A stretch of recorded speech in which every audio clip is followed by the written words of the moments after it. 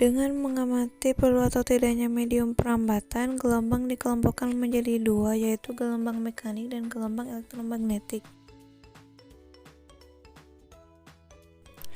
Contoh gelombang mekanik yang pertama adalah kepada seorang astronot. Ketika di luar angkasa, seorang astronot ingin berbicara kepada astronot yang lain. Namun pada kenyataannya suara itu tidak dapat didengar oleh lawan bicaranya. Hal itu dikarenakan bunyi memerlukan medium untuk merambat. Dan karena di luar angkasa itu ruangannya hampa dan tidak ada medium untuk merambat, maka untuk merambatkan bunyi itu perlu medium.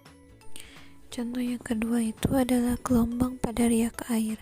Terbentuknya gelombang pada riak air ini dikarenakan adanya sebuah getaran. Permukaan air yang diberikan getaran akan membentuk sebuah gelombang di tengahnya. Yang pertama pada pengeras suara. Pengeras suara dalam penggunaannya memanfaatkan prinsip elektromagnetik. Komponen utama yang terdapat dalam alat elektronik ini berupa magnet yang terpasang secara permanen dengan elektromagnetik sebagai daya penyokongnya. Cara kerja dari alat ini adalah mengubah energi listrik menjadi bunyi dengan berbagai mekanisme khusus. Yang kedua, terjadi pada mikrofon. Prinsip kerja elektromagnetik pada mikrofon adalah mengubah energi suara menjadi energi listrik. Ketika suara memasuki mikrofon, maka akan timbul gelombang yang akan melewati diafragma yang berupa membran plastik. Membran plastik tersebut akan bergetar seiring dengan volume gelombang suara yang memasuki mikrofon. Di sini saya akan menjelaskan mengenai besaran-besaran dasar pada gelombang. Besaran-besaran dasar pada gelombang terdiri dari 5, yaitu yang pertama amplitudo, yang kedua panjang gelombang, yang ketiga frekuensi, yang keempat periode, dan yang kelima cepat rambat. Yang pertama yaitu amplitudo. Amplitudo ini dilambangkan dengan A. Amplitudo adalah simpangan terjauh dari titik seimbangnya. Lalu yang kedua, panjang gelombang dilambangkan dengan lambda. Panjang gelombang ini adalah panjang satu gelombang. Pada gelombang transversal, satu gelombang transversal adalah satu butir dan satu lembab. Dan satu gelombang pada gelombang longitudinal itu didefinisikan sebagai jarak antara dua pusat rapatan yang berdekatan atau jarak antara dua pusat renggangan yang berdekatan. Jadi satu gelombang pada gelombang longitudinal ini pusat rapatan dengan pusat rapatan itu merupakan satu gelombang. Lalu yang ketiga, frekuensi. Frekuensi dilambangkan dengan F. Frekuensi ini merupakan banyaknya gelombang yang terbentuk dalam 1 detik. Dirumuskan dengan F sama dengan N per T, di mana F ini merupakan frekuensi, satuannya Hertz, N ini merupakan banyaknya gelombang,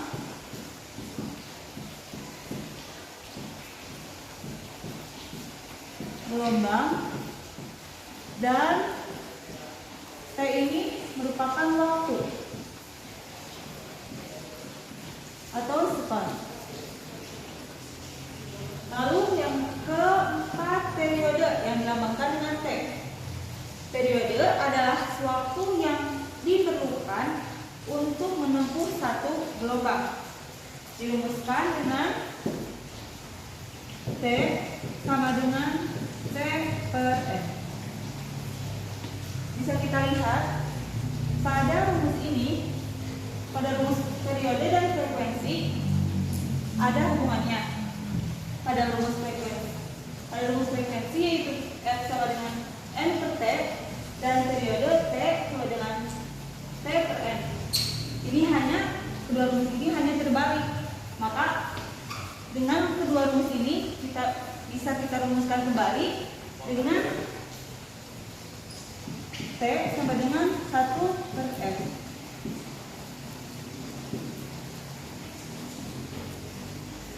Juga bisa kita rumuskan F sama dengan 1/V.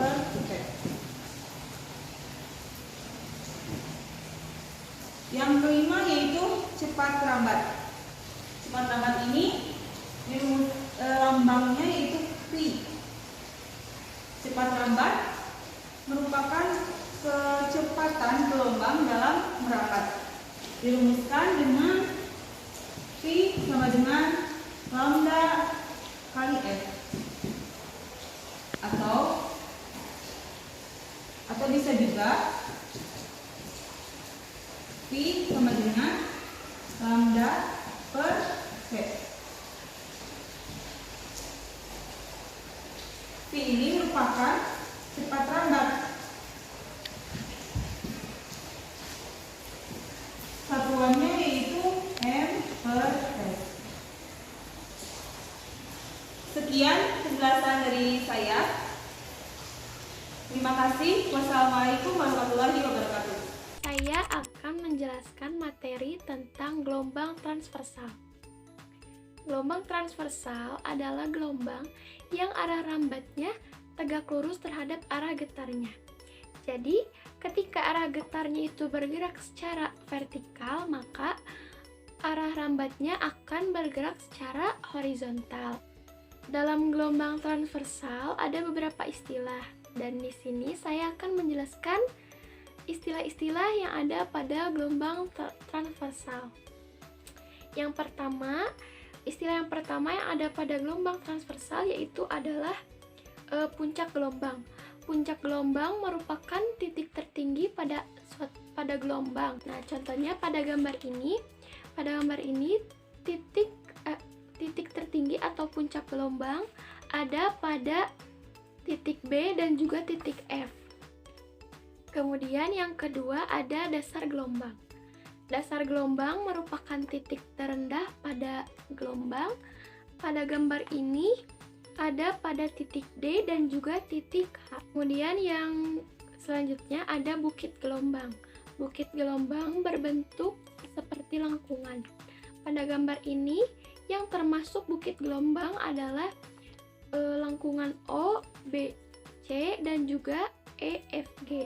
Ketika ada bukit pasti ada lembah.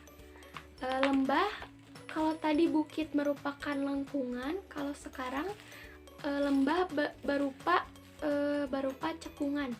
Pada gambar ini, lembah gelombang adalah cekungan C, D, E dan juga G, H, I.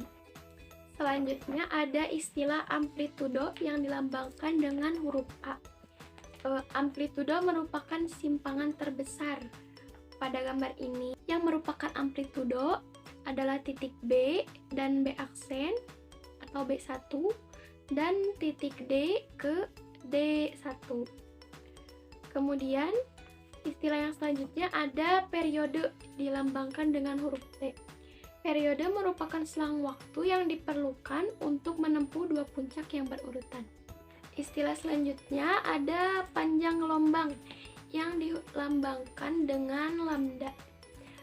Panjang gelombang memiliki 3 definisi.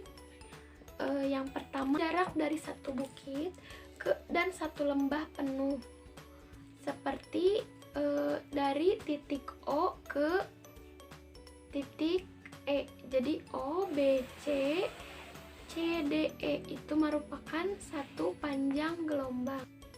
Kemudian definisi yang kedua, panjang gelombang adalah jarak dua puncak yang berurutan, seperti jarak dari titik B ke titik F itu merupakan satu lambda.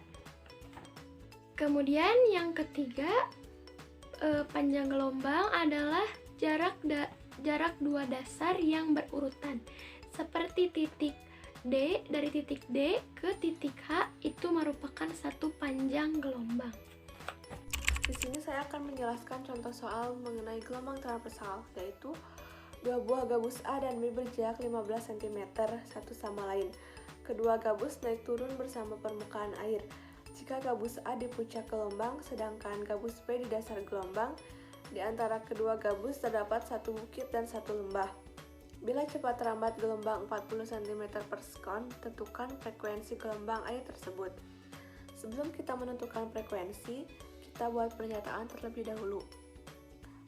A berada di puncak gelombang dan B berada di dasar gelombang. Nah, di antara A dan B ini terdapat satu bukit dan satu lembah, serta jarak dari A ke B ini 15 cm.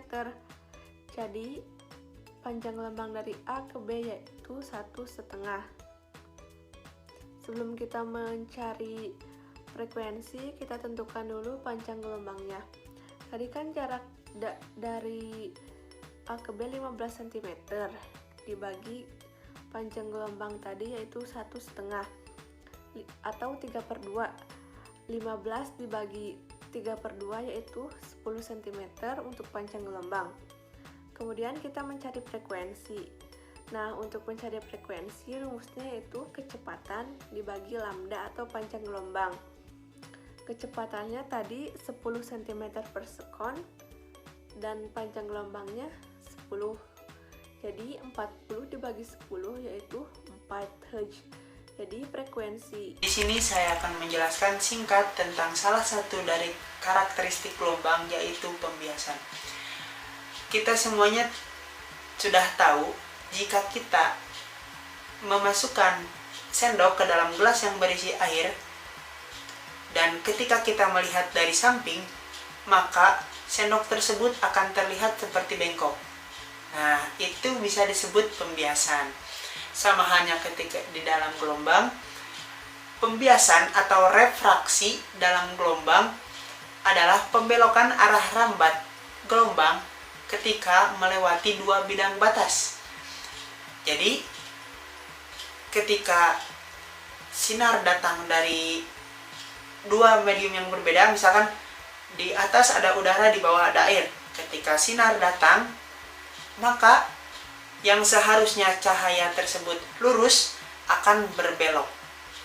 Sebelum saya menjelaskan lebih jauh tentang pembiasan pada gelombang, kita perlu mengetahui 3 hal. Yang pertama ada sinar datang, yang kedua ada garis normal, dan yang ketiga ada sinar bias. Sinar datang, garis normal, sinar bias. Nah, jika cahaya atau jika sinar atau gelombang datang dari medium yang renggang ke medium yang rapat, maka cahaya gelombang akan mendekati garis normal. Nah, saya kasih contoh lagi. Misalkan di atas ada udara, di bawah ada air.